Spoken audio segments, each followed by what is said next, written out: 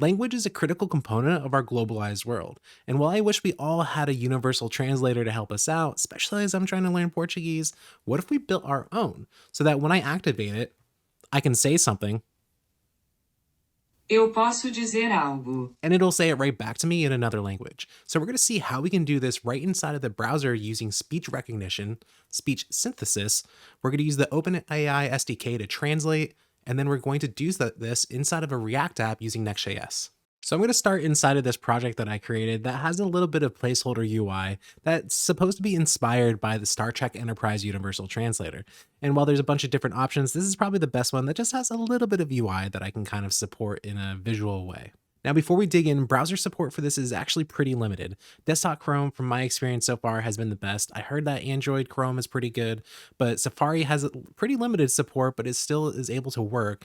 But from what I was able to tell, Firefox wasn't able to work. So you want to make sure that you're using a browser that's actually going to be able to support these APIs as you're playing along with it. And generally, I don't want people to build apps that only work in specific browsers, but sometimes we're kind of limited to that when we're working with these new browser APIs. Now back to the application, the first thing I want to do is I want to be able to click this record button, and I want it to take my voice and I want it to turn it into text. Now you might think that that sounds pretty complicated, but really all we need is the web speech API, and specifically we're going to use this speech recognition. Now, if you try to look at the examples section for this, they do have a demo, but it's a little bit complicated to read, so we're going to just dive in. Inside of my Next.js application, I have my main homepage, which is referencing this translator component. And inside of this translator component, I'm going to get rid of the sidebar. We can scroll to the top here. We can see that I'm already referencing use client, as everything we're going to be doing here is inside the client. So I want to make sure that this component that I'm working with can actually access those client-side APIs. Now, if you're actually interested in the styles and the UI that I created for here, you can check it out with the demo that's inside of the description. But right now I'm interested in this button, which when we click it, we want to be able to hit that recording instance. So the first thing I'm going to do is I'm going to add an on click handler. I'm going to say handle on record. Then I'm going to jump up to the top of the file and I'm going to add my new function, which is handle on record. So once that click handler fires, we want to ultimately access that speech recognition API. So I'm going to reference window.speechRecognition. And because we're trying to have cross-browser support as much as we can realistically have, Safari actually requires a vendor prefix for this. So we're going to also add WebKit speech recognition. We're going to reference that from the window as well. But then to make it easier, we're just going to simply add constant speech recognition. That way we don't have to play around with having that or statement anywhere we want to reference it. Now, the first thing you might notice here, and let me hide myself, is between speech recognition and the WebKit speech recognition, we get these nice, or not nice, squiggly lines indicating that we're having a TS issue here. Now, we don't get support out of the box for types, but what we can do is we can reference this types package that will give us those types. So I'm going to run the installation command, where inside of my terminal, I can run npm install. And once I head back to the project, we should see that those type issues are resolved. So now that we have speech recognition resolved, we're going to create a new constant of recognition. We're going to set that equal to new speech recognition. And then just to get things started, I'm going to run recognition.start. Now, if I head to the browser and I actually click the record button, we should see something important here where we need to actually give access to our microphone in order to make this work. And I'm going to go ahead and click allow this time, only this time. And we can see that we do get that little indicator up there saying that it is currently recording. Now, we're not currently doing anything with this, so we can't really see any of the results, but we know that we were able to successfully prompt this to trigger it. So now we can actually start to listen to the audio that it's actually grabbing. So back inside of my code, before I run this start method, I'm going to define a new callback handler. So I'm going to say recognition.onResult is equal to, and I'm going to define an async function, and we'll see why I'm defining it as async later. But ultimately, I'm going to define that function where that's going to receive an event. And let's log out that event to see actually what's inside. If we head back to the browser and I click record again, testing this out, we can see that we get this event fired. And if we start to look inside, we can see that we're going to ultimately see this results property. And if we start to dig in, 0, 0, we're going to be able to see this transcript, which is exactly what I just said, testing this out. We even see the confidence of what that was, which it's pretty high, and it got it pretty much right. So let's store that result. So I'm going to say constant transcript is equal to event.results, and that's 0, 0 transcript. And ultimately what we want to do is we want to store this value so that we can reference it later for other things. So I'm going to go ahead and import use state from React. And then I'm going to create a new instance of state. Let's just add it here, constant, let's call it text, and set text is equal to use state. I can't type right now, but ultimately once we have that transcript, let's go ahead and store it using that transcript value. Let's see, we need to also type out our state as string. And now after we will have that text, let's actually display it on the page to make it a little bit easier to see what we just said. So under spoken text, which I already have down here, or really whatever you want to do to display it on the page, I'm going to go ahead and add that text. So now heading back to the browser, if I record again, testing this again, we can see that the text was added directly to the page this time. So this was a great first step. We were able to successfully have the browser listen to what we were saying and then take that text and display it on the page. And it was a little bit simpler than you probably imagined. But next, let's actually take that text and let's translate it so that we can ultimately get it spoken in another language. Now to do this, we're going to use the OpenAI API, and specifically, we're going to use the chat completions API, where we're going to be able to craft our prompt, we're going to be able to send it through to that API, ask it to translate it, and we'll receive that response back. And we can even see on their site that they have an example for translation, where their prompt is pretty simple. We can see that you'll be provided with a sentence in English, your task is to translate it into French, we then provide that sentence. We're going to mess around with that a little bit, but really generally, you'll be able to just copy and paste this example as is. And we'll start off by copying this example. Now we're not going to walk through signing up for an account. So the assumption here is that you have your OpenAI account already and your API key, or you're going to substitute this for your own translation service. Now, ultimately, in order to use OpenAI, we're going to use the OpenAI SDK. So I'm going to head over to my terminal, I'm going to hide myself, and I'm going to run npm install OpenAI. Now inside of the project, we're going to create an API route where we're going to run this code. So inside of the app directory or wherever you're creating your endpoint, we're going to create a new folder called API, a new route called translate, and then a file inside called route.ts. Where then inside route.ts, I'm going to hide my sidebar here. I'm going to export an async function called post, where inside post, I'm going to receive an argument of request, and I'm going to type that out as request. But ultimately, I want to return, and I'm going to use next response with the method of JSON, which will help me return a JSON response. Now, I'm going to also import my next response from next server. Now at this point, we can start to copy in the code to use the OpenAI SDK in order to do the translation. And to start, we're just going to copy and paste it as is from within the example here. So I'm going to go ahead and just copy this entire snippet. I'm going to paste it in at the top of the file where we can see that we get our OpenAI import. We're going to leave that as is. We're now initializing the OpenAI SDK, utilizing our OpenAI API key, and make sure that you're setting this environment variable in your .env local, or in your deployed environment for wherever you're going to be running this project. And that's going to be your API key from your account. But then once we have that, we can see that we're now using the OpenAI chat completions create method. So let's grab that create snippet, and we're going to put it at the top of our post request.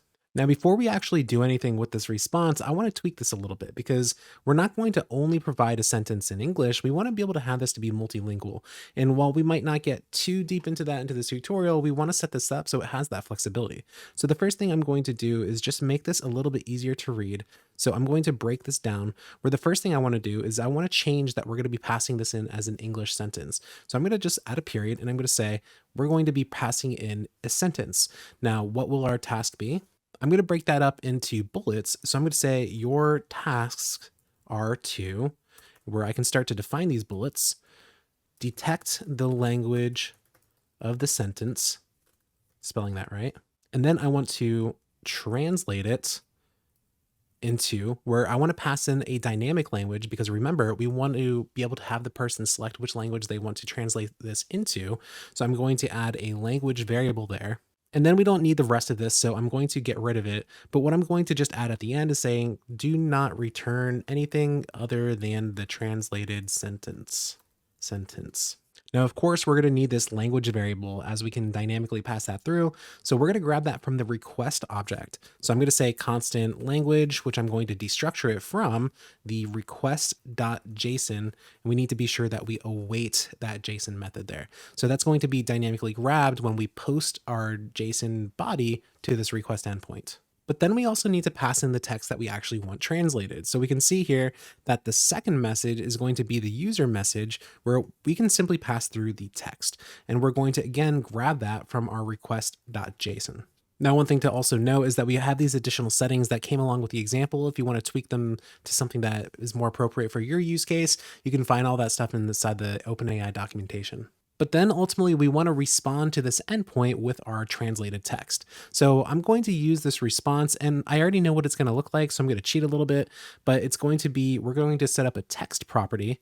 I'm going to say response.choices, where I'm going to grab the first choice, and then we're going to grab the message from that choice, and then the content. So ultimately this property chain is going to be the message or the translation that we get from the SDK. But with all that, we should now have our translation endpoint, which we can now start to integrate into the front end of the application. So I'm going to head back over to our translator component, where if I head back over to where we were grabbing that transcript, I'm going to now make a request to our API. So I'm going to say await fetch, and I'm going to make that request to /API/translate, where we're going to set a method of post and a body of JSON.stringify, where we're going to pass in the text property, which is going to be that transcript. Now, the next thing that we also need on top of that is we want to set the language. And the way that we're going to set the language here is we're going to use the language codes rather than the language name, because that's going to be the data that we're going to more easily have available when we're working with it through the application. So I'm going to set this as PT for Portuguese, and then -BR, which is Brazil. And you can really use whatever language code you want here. Ideally, later, we can dynamically set this so that it can change it to whatever we want. Now, once that fetch completes, we ultimately want to store that as a response. I'm going to go ahead and then chain then and change this into my JSON response.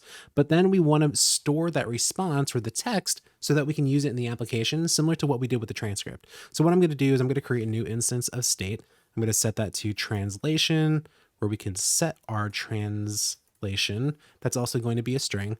But now after that fetch request, I can set my translation as response.text. And then ultimately, I can now take that translation down to where I have some text available for that. And I'm going to simply add my translation. So now let's head back into the application and give this a go, where I'm going to record, show me what you got. We can see we got the text and we have the translation in Portuguese. So now we're done with our second step, where we're now taking our voice, we're turning it into text, translating that text, where now let's actually have the browser speak that text out loud. To do this, we're going to use SpeechSynthesis, which is connected to the Web Speech API, similarly to what we just used with speech recognition. But now we can use SpeechSynthesis to ultimately speak the text that we want. If we head down to the examples and check out what this looks like, we can see that we're going to actually create a new speech synthesis utterance, and then ultimately use an instance of speech synthesis to speak that utterance. Now, looking at speech synthesis utterance, we can see that there's a whole lot of different properties that we could add onto this, and we're going to add some basic ones soon. But to get started, let's just start with a simple example, where I'm going to start off by just copying and pasting this example that they have inside of the code. And I'm going to paste it right after we're actually setting that translation. Now, we want to make sure that we're accessing window.speechSynthesis, not Windows, but window.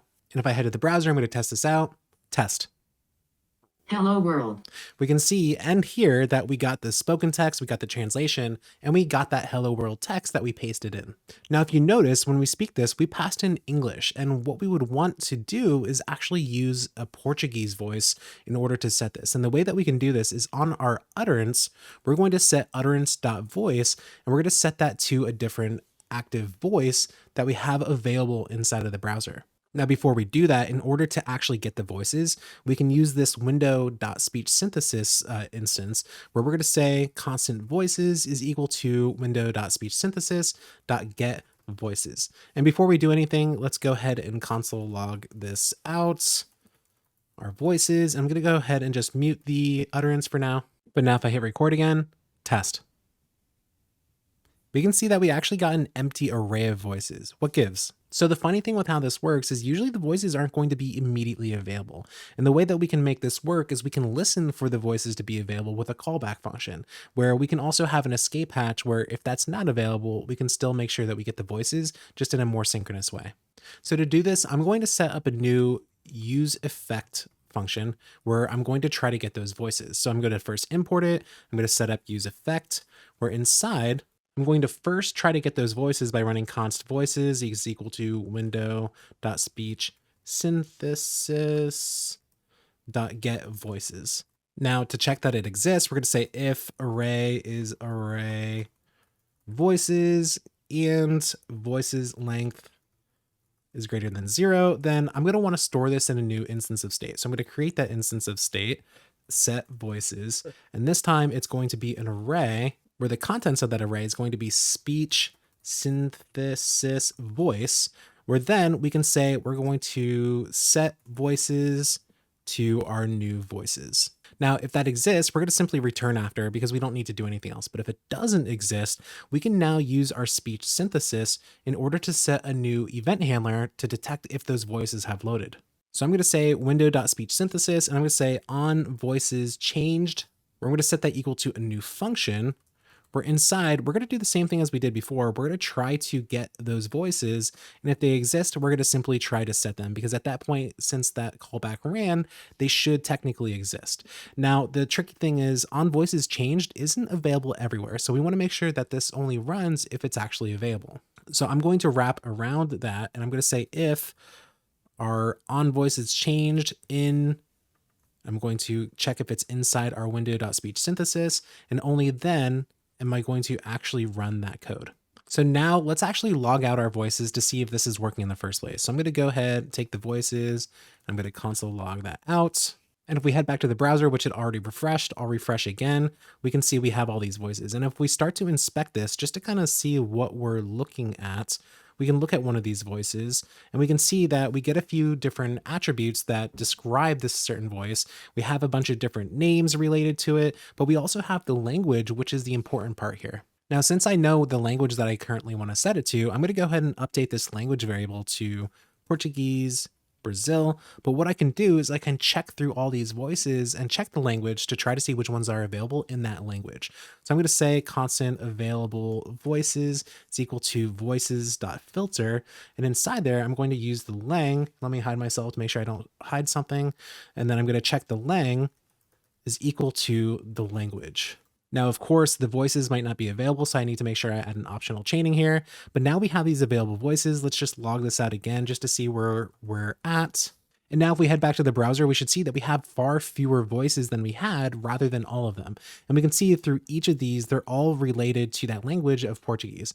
Now I'm going to hide myself again. We can see a bunch of different names through here. The one that I think kind of sounds the best is either the Google Portuguese or the Luciana. So I'm going to look for one that has Google in it to determine the active voice. And then we can do a fallback to the Luciana. So now we're going to do something similar to what we did when we were looking for the available voices, where we want to find a specific voice that we want to use. And the names between the different languages are pretty consistent, so we should be okay with that. But what I want to do is I want to now find the constant active voice. And I'm going to do that in a few different ways, where I'm going to use the find method in order to find the specific name that I want. So I'm going to use voices.find. Need to make sure that that actually exists first. And then on that voice, I'm going to look for the name, and I'm going to set the name. And I'm going to say the name includes, I'm going to hide myself, the name includes Google just to start off. Now I realize that I use voices here. I want to actually use available voices, but then I want to take these active voices to test this out. We're heading to the browser. We can see that I now have that active voice that has the name that includes Google in it. So now let's also set a fallback just in case that doesn't exist, so we can have a little bit of the cross-browser capability there. So as I said, Luciana is a good voice to fall back to, at least for our particular use case here. So I'm going to set it so that we can fall back to that if that doesn't exist. So it's going to be a little bit ugly. Let me hide myself. I'm going to say that we're going to look for that Google voice, or I'm going to try to find the voice that includes the name Luciana, or if that doesn't exist as well, let's just grab the very first one because we don't want to try to find one that we don't really know about. Now it's going to yell if I don't add the optional chaining here as well. I also want to correct this active voices to active voice just to make sure that we have an appropriate active voice name here. So now that we have our active voice, let's actually use this with our utterance. So I'm going to scroll down until we get to that utterance and where we find our voice, and I'm going to set it to active voice. And we can see that it's going to yell because active voice might not be available. So what I'm going to do is after this set translation, I'm going to simply say if active voice doesn't exist, we're going to simply return out. But then I want to make sure that I uncomment this speaking line here. And of course, I want to make sure that I'm not just saying hello world here. I want to pass in the actual text that we want to be spoken. So I'm going to pass through response.text. Where now, if we head to the browser, let's test this out again. Testing this out. Testando isso. We can see that not only did we get that translation, we got it spoken in a voice that's more familiar for Portuguese. Now, before we go any further with this, let's check the browser compatibility quick, where if I head back over to Safari and I click record, it'll allow it. Testing this out. We can see that nothing actually happened, and we can see the mic is recording, so that part worked, but it never actually worked. Now, the weird thing is with desktop Safari is we need to actually stop the listening session in order for that to work. So looking at our code, just as we're starting the recognition, we need to stop it if we already have an active session. So the way that we're going to do this is we're going to detect if it's active by setting a state to it's active, where if it is active, we're just going to show a little bit of a different button here. I'm going to have a stop button, but then we can cancel that speech recognition session. Now, because we're creating a new instance of speech recognition, we need to be able to access that same session. So the way that I'm going to do that is I'm going to store recognition as a ref. So at the top of the file, I'm going to import use ref. I'm going to create a new recognition ref and set that equal to use ref, or ref, not rest. And then down inside of my handle on record, where I actually create that new instance, I'm going to, instead of creating a new constant, I'm going to say recognition ref.current is equal to new speech recognition. Now we can see that we get that red squiggly line there, and that's because we don't have that typed out. So I'm going to head to the top, and I'm going to type out that ref as a speech recognition instance. And we can see that's now happy. But now we also need to update all those constants that we had set. So I'm going to go ahead and update recognition. We can see that we have it also with start. Now, as I alluded to, we want to be able to set that is active flag. And I currently just have a variable set that has is active, but let's turn that into an actual state instance. So I'm going to create is active, set is active, which is going to be a Boolean and default to false. I'm going to get rid of that constant of is active. But then if I head down back to where I'm setting everything up, instead of just simply setting it after the click, what I want to do is I want to set it to active if it's actually active. So the way that we can do that is we can use another event listener on the actual recognition instance. Now, if we go back to the speech recognition events, we can start to look through the ones that we have available. We have audio start and end, we have end, error, no match, results, which is what we're currently using.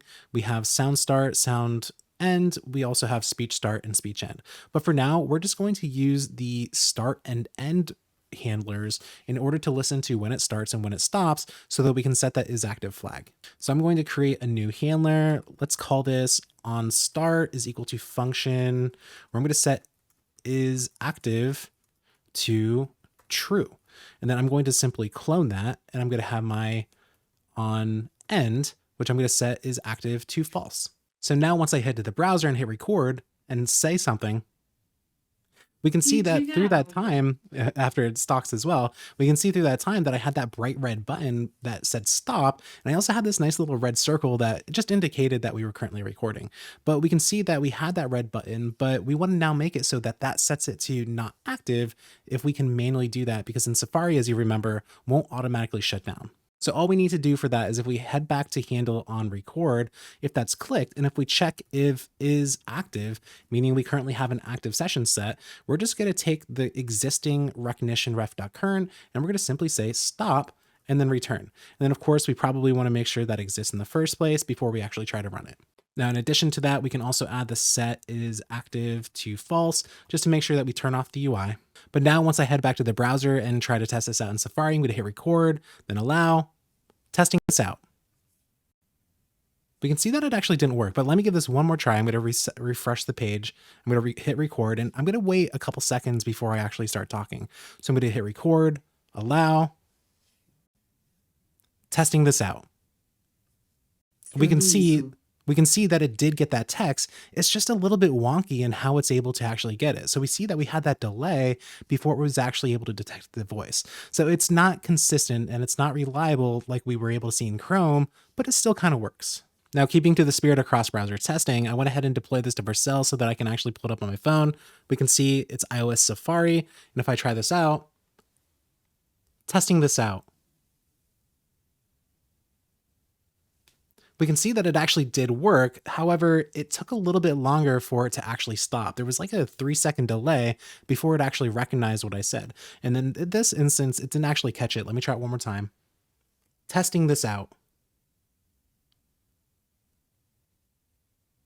we can see this time it actually picked it up. But the one thing you didn't notice is that it wasn't able to actually speak what I actually said. Now, another tricky thing with this is that in order for the API to work, the utterance API, is that it needs to be activated from user engagement. And while we technically are by using that click, it's happening inside of a callback after the click. So it's not really the connected instance. But we have a little bit of a trick that we can use to fix this. Now, what we're actually going to do is we're going to just use utterance and speak an empty text. So it's just not going to speak anything, where it's going to then activate the session so that we can then speak for something later. Now, to do this, the first thing I'm going to do is I'm going to abstract this into its own function, where let's add a new function called speak. We're going to have it take in some text, which will be a string, so that I can just pass that in. And then what we can do is we can run this speak function. I'm going to pass it back. Where did I have that before? After the set translation, I'm going to pass in the speak. But then what I'm going to do is I'm going to paste this same thing at the top of where we actually invoke this handle on record function. So I'm going to run that, but this time it's just going to be an empty string. Now, just to first make sure that it works inside of our desktop application, does this work? Isso funciona? It worked. So now let's deploy this. And now I have it pulled back up to my browser again on my phone. Does this work? Isso funciona? Did you hear that? It both worked. We got the text, even with that little delay, but we also got the voice. So now it completely worked aside from that delay, of course. Now, I'll ultimately include a demo and the code inside of the description of this video so that you can see a few different event handlers and such, but I have one more thing that I want to show, and let's actually make this language selector dynamic so that we can include a list of all the languages we have available that somebody can actually select from. Now, to start off, I don't want this language to be a static value. I want it to be yet another state instance. So I'm going to go ahead and clone and make this language and set language, which is going to be a string. And we can set the default though as Portuguese Brazil. And I'm going to get rid of this language constant.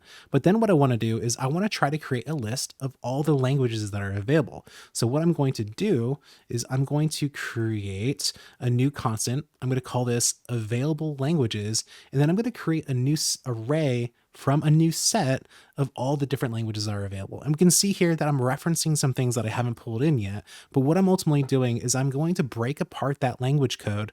And what I want to do is match those different codes to both the language code, but also the country code so that I can get a really granular look as to what that language and the region that language is from is actually available. Now, inside of my project, I already have this data directory where I have the country codes, I have the language codes. So again, you can find that in the demo code if you want to pull this out. I just grabbed it from like Stack Overflow, Wikipedia, or whatever. These are pretty common codes that are widely available. But ultimately, now I want to pull them into my app. So I'm going to go ahead and also paste this in where I'm going to grab that language code data from those two different JSON files, and just making sure I'm hiding myself in case you can't see this, but we're going to grab those codes. And then what I'm going to do is I'm going to create a typed instance because I couldn't figure out a way to do this natively. Anyways, I have the language codes and I have the country codes. And now we can see that inside of this available languages array, we now have that defined. So ultimately the available languages, which we can test out, it's also sorted, should give me that list. So let's console log that out. And if we look inside of the browser, we should see that we have all those available languages from that set of voices. So now we can give the option for somebody to choose from these. Down inside of my code, I'm going to find that select element and I'm going to go ahead and replace it, where I'm replacing it with two specifically important things. Where the first thing is I'm going to map through all those available languages and I'm going to create a new option for each one. And remember how I was talking about splitting apart the language code? This is important here because now I can show that we have the actual language, which is a little bit easier to read than the codes. And then I can show the language code in addition to that so that we can make sure that people have the ability to select a region if that's important to them. But ultimately then we want someone to be able to select that language. So let me hide myself. We have this onClick handler at the end here where I should probably break that down, but we have the onChange event handler, which when that value is changed, it's going to update the selected language so that it updates the state to that value. But we also see that we have the value set to that language so that this is a controlled input so that anytime it changes, it's going to update through that state mechanism. So now ultimately we have our language input based off of this select element. And now if we head to the browser, we can see we now have this select list that includes all these different languages. So now we should have the ability to use this inside of that logic. So now if I head back to the code and I try to look for all the instances where we hard coded this, specifically PT Brazil, there should only be this one where now I can just simply get rid of that PT Brazil and have the language passed right in. And now if I headed back to the application, let's first check out Brazil just to make sure that that's working. Testing this out. Testando isso. Okay, we're good with that, but now let's try a different language. Let's try Korean. Testing this out. 이것을 테스트해보고 있습니다. We can see that we were able to translate it on the fly to the different languages that are available based on the voices that are available inside of the browser. But this kind of thing is super handy so that when I'm at Brazil.js Conf this year, I can say, do you like JavaScript? Você gosta de JavaScript? And I have my universal translator to help me out. Next up, I bet you know how to style active links inside of Next.js App Router, right?